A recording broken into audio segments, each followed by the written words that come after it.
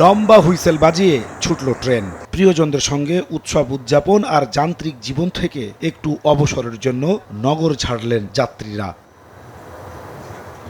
সোমবার সকাল থেকে কমলাপুর রেল স্টেশনে প্রতিটি ট্রেনের যাত্রীরা ঢাকা ছেড়েছেন স্বস্তি নিয়েই। খুব বেশি যাত্রী চাপ দেখা যায়নি। অতিরিক্ত গাদাগাদি আর উপচে পড়া ভিড় না থাকায় সন্তোষ প্রকাশ করেন তারা। বাড়িতে সবার সাথে করব, দাদু আছে, সবাই আছে, সবার সাথে এখানে ঈদ করব, এটা একটা মজা, এজন্য আর কি যাওয়া এখানে। আমরা যখন ট্রেনে উঠলাম তখন থেকেই মনে হচ্ছে যে আমরা একটা ঈদ অনুভূতি চলে আসছে আমাদের মাঝখানে। প্রতিটি ট্রেনই ছেড়েছে সময় মতো।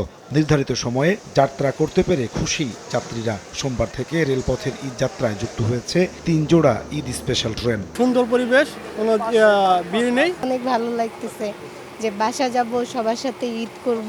ঈদের যে ভিড়টা হওয়ার কথা সেটা আজকে অন্তত দেখছি না। সড়ক পথের ঈদ যাত্রায়ও দেখা গেছে স্বস্তি। তেমন যাত্রী চাপ না থাকায় নির্বিঘ্নে বাড়ির পথে রওনা দিয়েছেন ঘরমুখী মানুষ।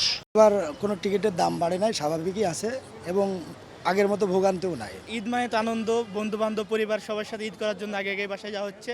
সকালে রাজধানীর মহাখালী বাস টার্মিনাল পরিদর্শন করেন সড়ক পরিবহন ও রেলমন্ত্রী শেখ রবিউল আলম। উদ্বোধন করেন নারীদের জন্য শৌচাগার।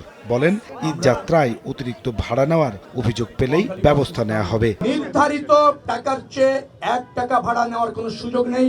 মোবাইল কোর্ট এখানে আছে, এখানে ভিজিলেন্স টিম এখানে আছে, এখানে কন্ট্রোল রুম আছে পুলিশের।